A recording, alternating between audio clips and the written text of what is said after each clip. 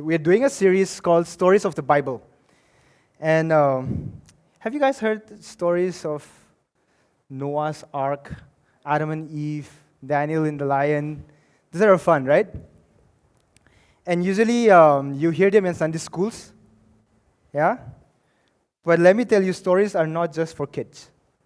Right? The stories are not just for kids to enjoy listening to the Bible stories and these giants and stuff like that, but there's a reason why there are stories in the Bible. Because stories usually teaches us something. They teaches us biblical truth. And you can forget a point, but you rarely forget the story. And that's why Jesus, just didn't give lectures to his disciples or to people, but he told parables. He told stories.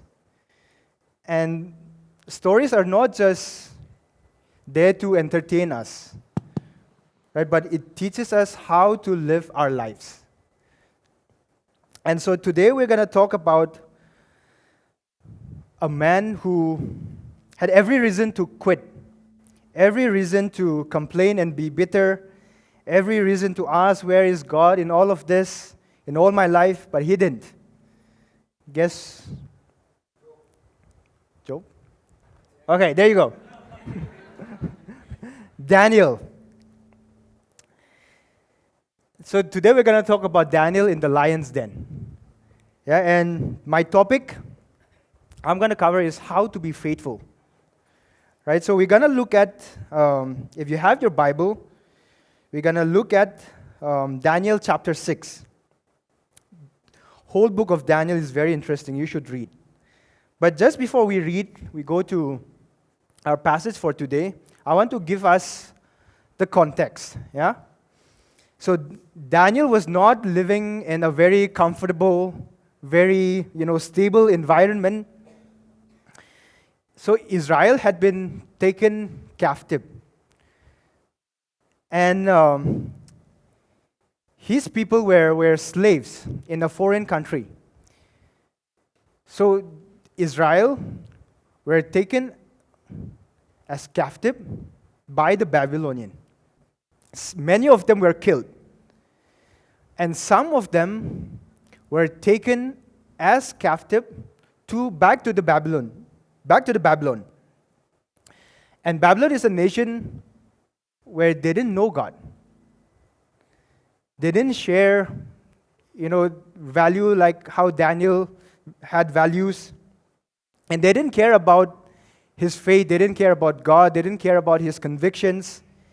And so that was the situation there. That was Daniel's situation.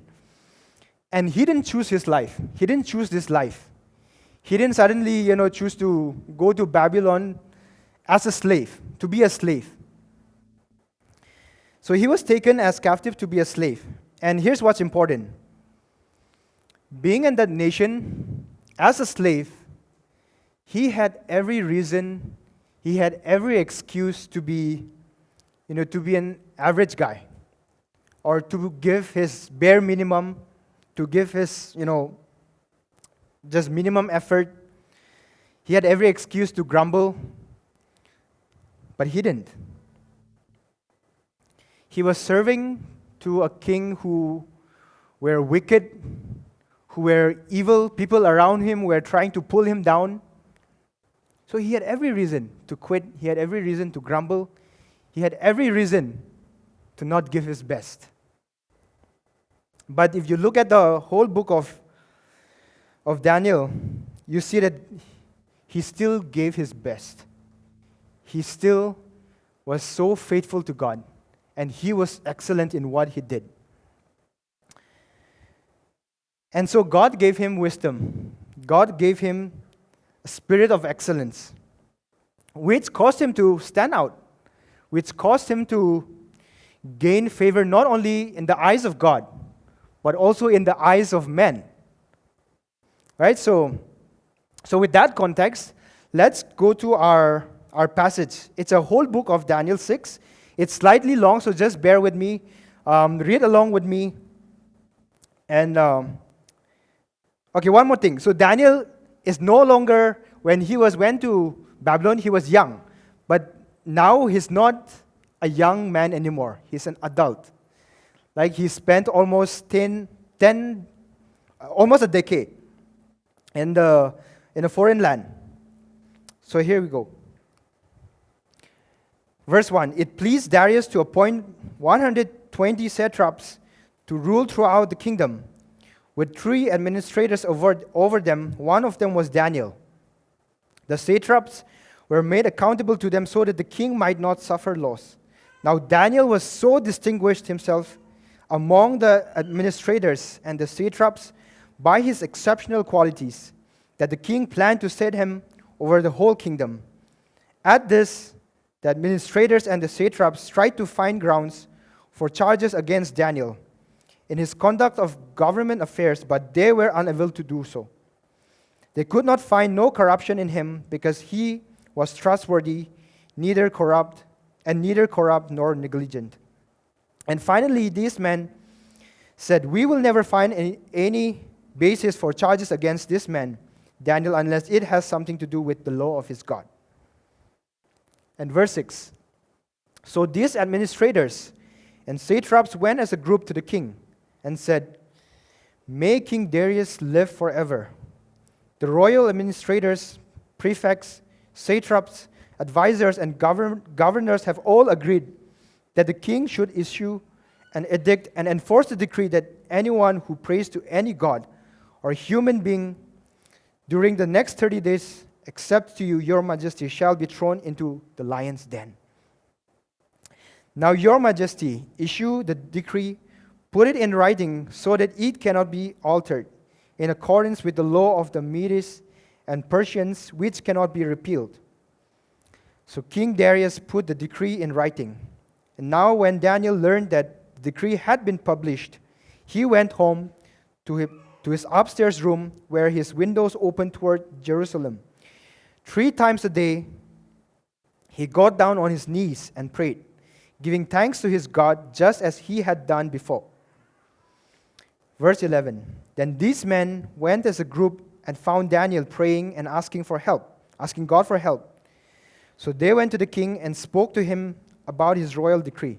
Did you not publish the decree that during the next 30 days anyone who prays to any god or any human being, except to you, your majesty, would be thrown into the lion's den?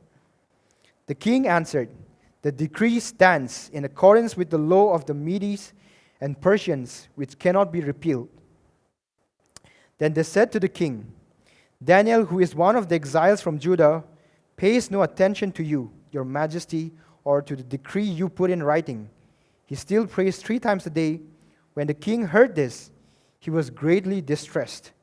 He was determined to rescue Daniel and made every effort until sundown to save him.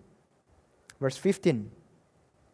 Then the men went as a group to King Darius and said to him, remember, your majesty, that according to the law of the Medes and Persians, no decree or edict that the king issued can be changed. So the king gave the order, and they brought Daniel and threw him into the lion's den. The king said to Daniel, may your God, whom you serve, continually rescue you. A stone was brought and placed over the mouth of the den, and the king sealed with his own signet ring and with the rings of his nobles, so that Daniel's situation might not be changed.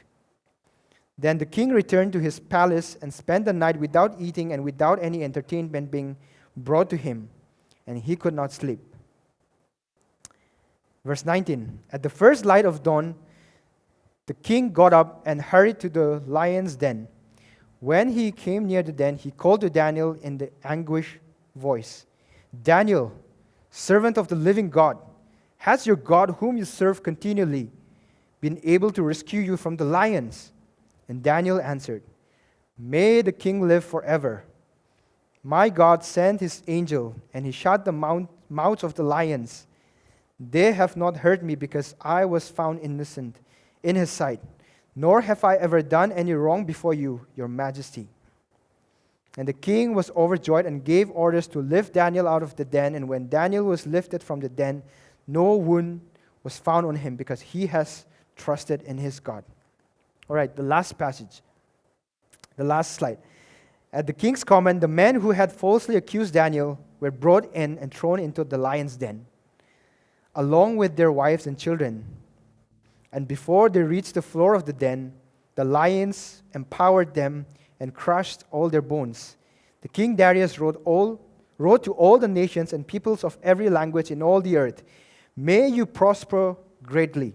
I issue a decree that in every part of my kingdom people must fear and reverence the God of Daniel, for he is the living God and he endures forever. His kingdom will not be destroyed. His dominion will never end. He rescues and he saves. He performs signs and wonders in the heavens and on the earth. He has rescued Daniel from the power of the lions." So Daniel prospered during the reign of Darius and the reign of Cyrus the Persian. There you go. That was if you have not read your Bible today, that was your Bible reading for today. So Daniel in the lion's den. It's so inspiring. You can read more from the book of Daniel. But we can read the story of Daniel and say, wow, Daniel was saved from the lion. He was so faithful. He was so excellent in what he did. But what can we learn from his story and apply it to our lives? What are the things that we can identify in us so that we can apply it to our own lives? So today we're going to look at how to be faithful, what it means to be faithful, and what it means to be excellent. Excellent in what we do, excellent in our studies, excellent in our job, in our life, and what it means to be prayerful. So first point, excellence pleases God and people. You notice in Daniel chapter 6, verse 1 to 3, it pleased Darius to appoint 120 satraps to rule throughout the kingdom, with 3 administrators over them. And now Daniel so distinguished himself among the administrators and the satraps by his exceptional qualities that the king planned to set him over the whole kingdom. You notice that how Daniel was promoted? It was not because he had all the connections. Now, some of you who are looking for internships, you are thinking, oh man, I wish I had a family who had good connections, or I had, connections in companies where they could give me internships. Daniel didn't have any connections, nor it was was a nepotism, nor was his luck. No, it was the way he worked. It was the way he lived his life. So distinguished, and he had exceptional qualities. In other words, he was so excellent that no one could ignore, that everybody noticed. And it was not because he had all the political connections. No, he was just a simple guy. He went there as a slave. Yet he was so excellent in what he did. He was so distinguished. So what does excellence look like for you in your life right now? If you are a student, what does excellence look like you? Are you giving your best in your studies? Are you giving your best in your internship, in your assignments? If you're working, are you showing up on time and actually doing the good work and giving your best? And you know what's the opposite of excellence? The real opposite of excellence is not something very loud. No, it's something that's very quiet, and it's even more dangerous. It's apathy. It's the attitude of, oh, it doesn't matter to me. It doesn't concern me. So why should I try? Why should I be good? Why should I be excellent? Why should I give my best? It's doing the bare minimum. Oh, I'm just a small guy in this company. Oh, I'm just a small guy in this college. It doesn't matter if I give my best or not. It doesn't matter if I'm giving my best effort. Daniel was a slave. Nobody cared. Yet he gave his best. Yet he was excellent in what he did. And so maybe some of you are in a season where you genuinely feel like, what you're doing doesn't matter. The internship feels like it's just a waste of time, or the job that you have actually is not something that you enjoy. So you're kind of like mentally checked out. And you do enough just to get by. And if you look at the life of Daniel, he didn't start from a position of influence. He started as a slave doing whatever he was told. But he did everything well. He served well. He served with excellence. He lived his life with excellence. And over time, he found favor not in the eyes of God alone, but even in the eyes of men. And let me tell you, if you work with excellence, not only God will favor you, but you will find favor even in the eyes of men. And here's what I want all of us to understand. If you say you follow Christ, then when you do your work well, when you do your work with excellence, you're saying something about the God you serve and what He's worth to you. You're saying, the God I serve is worth my best. He's worth everything to me. Not my leftover energy, not my bare minimum, but my best. And that's what they made Daniel stand out in the nation that didn't care about his faith, that didn't care about God. So the question here is not about being perfection. It's not about being perfect. The question is, are you actually showing up with your best? Are you actually living your life with excellence in what you do, in your work, in your studies, whatever it is? Because excellence pleases God and people. But here's what I want to ask you honestly. When you work hard, what's actually driving it? Is it because you genuinely want to do a good work? Or is it something else? Is it because, the work that you do will make you look like something else if you don't do good work? And I'm not talking about how people will think. That's human. We care about what people will say or think. But the problem comes when the desire for approval starts driving everything that we do. The way we serve, the way we work, the way we study. If you're only looking for people to validate you or give you approval or to like you, then we've missed the point. Then that's people-pleasing. If you're constantly looking for people to approve you, to validate you, while serving, while doing things, then you're people-pleasing. And the harsh truth about people-pleasers is that they exhaust themselves trying to please others. And they end up pleasing nobody. So honestly, people-pleasers pleases neither. Nor they please God, nor they please people. Right? So here's where the story of Daniel gets really interesting. In Daniel chapter 6, verse 4, it says, "At this, the administrators and the satraps tried to find grounds for charges against Daniel in his conduct of government affairs, but they were unable to do so. Goes on to say they could find no corruption in him, neither corrupt nor negligent.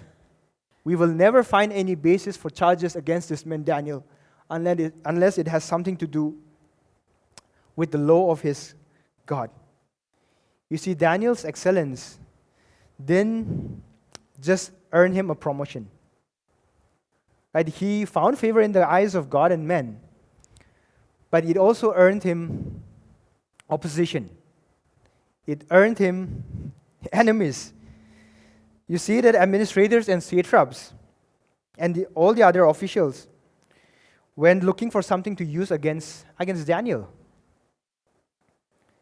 Something that they could expose, some scandals or somewhere he might have been corrupt, somewhere where he might have misused something, money, but they found nothing. So what do you do when you can't find fault in someone? Usually they try to make something up on their faith and religion, right? You look at it. We will never find any basis for charges against this man Daniel unless it has something to do with the law of his God. They were jealous. Jealous of Daniel's favor, the favor that he received from God and from men. And let me tell you one thing. Jealousy is entitlement in disguise. We think jealousy is just something that we feel. It's just an emotion. No, simply is thinking what others should have, what others have, should have been mine.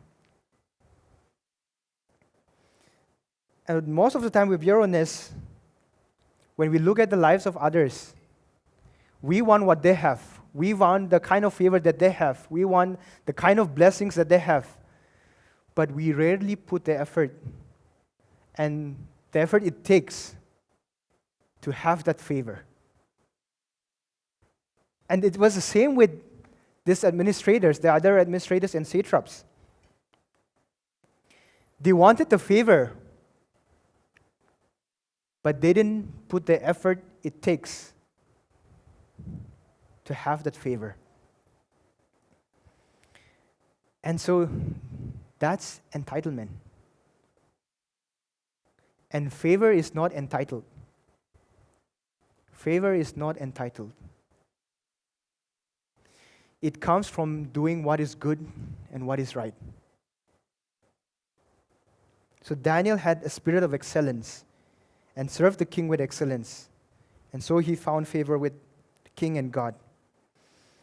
And really, jealousy is not an emotion. It's really our heart issue. It's the issue of our heart. I have to constantly look at my own heart. When I look at people around me, I'm saying, God, why are they doing so good in their lives? And I'm not? I have to constantly look at my own heart. Is this jealousy? Or is it entitlement? And we all need to check our hearts. Check our own hearts. And so, has anyone started, something strong and then suddenly or you quietly gave up? How many of you went to gym or used to go to gym? I'm sure many of you went to gym or especially in the month of January when the year starts. You started buying new shoes, you started, all these diet plans, and you have the playlist, the songs that you would listen to. And, first 2 weeks, you're like, man, come on, I'm going to do this. You're going to the gym every day. Your arms are soaring, but you're like, come on, I'm going to do this. And week 3, you miss 1 day. Week 4, you miss 3 days. Week 5, you stop going, and then the next week, The music that you listen to is kind of the music that you listen to on the way to get your food. And so, faithfulness is excellence over time. Faithfulness is not just for one day. Faithfulness is not just for 1 week. It's not just for 1 month, 1 year. If you look at the life of Daniel, he was faithful for years. He served with excellence for years. So faithfulness is excellence over time. And Daniel started as a slave. And because of his excellent and faithful to God, he found favor with God and men. And because of that, he was given higher positions. So favor follows faithfulness. And because Daniel was so excellent, so distinguished, so faithful, he prospered in what he did. He found favor wherever he went. And he didn't find favor because his circumstance was in his favor, nor did he find favor because everything around him was good. No, people were trying to pull him down. He was serving a king that was wicked and evil. Yet he found favor in the midst of all that. And he had all the reasons to give up. Yet he was faithful. And so here's a warning and also an encouragement for all of us. That you won't always be celebrated for doing right. Daniel's reward for excellence was not a round of applause. His reward for excellence was people trying to pull him down. They didn't throw him a party. They threw him to the lions. And people were not cooking him a good food. No, he was given as a food to the lions. And so sometimes you will be misunderstood by your friends, or you will be criticized by people around you. You will be ill-treated, misunderstood. People will try to pull you down. Or people will say, why are you taking your faith so seriously? You're so young. You don't have to take life so seriously. And people will say, why are you wasting time on faith? Why are you wasting time on religion? Why are you wasting time on God? Do something better. And so you will have all this. And if you're doing the right thing, and it feels like it's costing you, that's not a sign that God has forgotten you. Have you heard about the term, protecting my energy? You've heard? Bible does talk about guarding our hearts, right? But we take it to an extreme where it becomes a self-care. Right? I don't want to give access of my life to anyone or anything. I don't want to commit to anything. I don't want to commit to any relationship. I don't want to commit to a church. I don't want to commit to anyone or to faith. I don't want to commit. Commitment is boring. I just want to do whatever I feel like. As long as I feel like it, I will commit to it. And it's quite prevalent. And the issue is that when I go through tough times in my life, when I go through tough times in my faith, in my walk with God, or when it's inconvenient to me, and I will not stay. I'm not going to commit. And here's the thing. Faithfulness shines in the dark times. Daniel's faithfulness was not seen in the easy times. No, his faithfulness was seen in his tough time. And Daniel sailed not because Babylon was a good place. It was not like Babylon was a great place to be, not because the kings that he served were so good. They were wicked and evil. And everything in his life was comfortable or fair or so rewarding. No, he stayed faithful because his commitment was not to his feelings. His commitment was not to the comfort. His commitment was to God. And that's where everything shifted, even for us.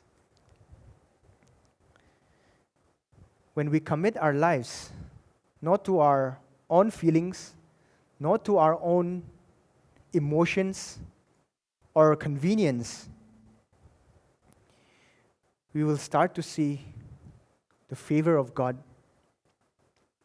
rest upon us, and we will find favor even in the eyes of men. And so here's the question: how do we stay faithful like Daniel? How do we stay faithful like that? How do we remain faithful even in the hard times? Even when it's costly, even when people are trying to pull me down, when circumstances are against me? And what gave Daniel the ability to be faithful even in the worst of circumstances? It wasn't his discipline. If you think that it was his discipline, it was not. Nor was his willpower. Man, I'm going to do this. I'm going to put my willpower to it. I'm going to put my mind to it. No, it was not. It was his deep, consistent connection with God through prayer. And that's my next point. Prayer is a posture of our heart. Daniel hears this decree. If you read in verse 7, the decree that anyone who prays to God, to any God and human being during the next 30 days except to you, your majesty, shall be thrown into the lion's den. Daniel knew this. Daniel knew the decree. He heard it. And what does he do? And the next thing he does is for him to go up to his room and pray. He didn't try to protest. He didn't try to panic. He didn't try to hide in fear. No, he prayed. So he had a deep connection with God. Try to put yourself in his shoe. What would you have done? You've been great at what you do, been faithful to God for years, serving God, didn't compromise on your faith, and after all these years, all you get is the death threat. What would you have done? After being so faithful, Daniel received this: be thrown into the lion's den. When hardships come to you, what do? Do you run away? Do you pray? Do you panic? Do you fear? Do you complain? I complain a lot. When something is not going right in my life, the first thing, a lot of times, is to grumble, is to complain. And say, here's what I want to tell you. Prayer is towards God, yeah? But grumbling is also towards God. Don't for a second think that, I'm just grumbling about my situation. I'm just grumbling about my boss. I'm just grumbling about my friends. This happened in my life. Don't think that grumbling is just something that you are doing to each other. It's not hurting anybody. No, if prayer is towards God, grumbling is also towards God. And here's the thing. You remember the story of Israelites when they were walking, when they were coming from the rule of Romans. They were through the wilderness, going back to the land of Canaan. God just rescued them from 100 years of slavery. And within weeks, they started complaining. They started complaining about the food. They started complaining about water. They started complaining about their leader, about the journey. And they were actually making a statement about God. God, I don't trust you. I know you brought us here, but you brought us here to die. So they were making a statement about God. They were saying, God, I know you brought us here, and your plan is not good, and we don't trust you. And here's the thing about Daniel. Daniel had all the reason to grumble, right? He wasn't someone who was lazy and now facing this, consequence. No, he had been faithful. He had done everything right. If there's one person who had a reason to grumble and complain and say to God, God, why are you doing this to me? It was Daniel. But he didn't. He chose to trust God and pray instead. And so here's my question for us. When tough time comes, what is your posture? Is it grumbling? Is it prayer? What is your posture? At the end of the day, it comes down to our heart. What does your posture look like? I want to end with this testimony. When Cami and I started planning for our wedding, we had so much pushback from our own families that we didn't really expect. Not they were against our relationship, but just about how we want our wedding to take place and where we want our wedding to be. And so we had this pushback. And it's not like we were genuinely trying to honor God in what we do. We were genuinely trying to honor God in our relationship and trying to do everything right in our relationship. Even then, we had this pushback and we had this, challenge come our way. And there were moments where Cam and I would look at each other and say, what are we going to do? We're trying so hard to honor God. We're trying so hard to do what is right. Why is God letting this happen to us?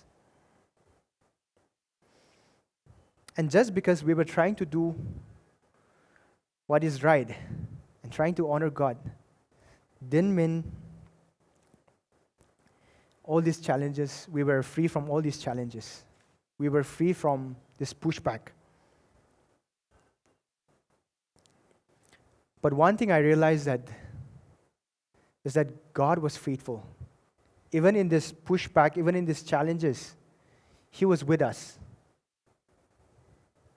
He was with us through it all. He never left us.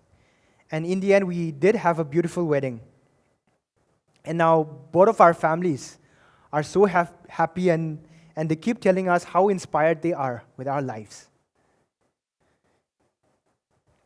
And I'm not here to brag about how faithful we were. I'm not here to brag about how we were trying so hard to do everything right. No. It all happened because God was faithful. It was not because of my faithfulness. It was not because I was so excellent in what I do or so faithful to God. Don't for a second think that if I'm just faithful enough, if I'm just excellent enough, if I pray consistently, then God will keep me out of lion's den. Or life will go well, or everything will fall into place. Faithfulness is not it's not the formula. And then favor is a guaranteed result. No, that's not what it is. That's not what happened to Daniel. Daniel's faithfulness didn't keep him out from the lion's den. It was not his faithfulness. He still went in to the den. After all the excellence, after all the faithfulness, after all the years of prayer, after all the integrity he showed and discipline and consistency, he still got thrown into the lion's den. Daniel's faithfulness didn't save him. It was God's faithfulness that saved him. Because if Daniel's faithfulness was what saved him, then this is a story about what Daniel did. It's basically just another, work hard story, or it's just another self-improvement story. Work hard, be faithful, and get results. That's not the story. No, it's about the faithfulness of God. It's about the faithfulness of God who saved Daniel from the lion's den. Yes, our faithfulness matters. Our faithfulness, it does matter. Our excellence, it matters. Our prayer, it matters. But that's not what saved us. No, it was God. We are faithful because God is faithful first. And we can be faithful when we know that God has been faithful to us. So I don't want you to leave from here, saying, now let me try harder. Let me try harder with my strength, with my willpower. That's not the invitation. The invitation is to come back to God with honesty, saying, God, I need you. I need your help. And from that place of honesty and from that place of realizing that I need God, I need God's help, then He gives us the strength to be excellent in what we do, to be excellent in our work, in our studies, to be faithful in whatever we do, and to trust Him, even in the hard times. And as we do that, we experience God's favor and in the eyes of man.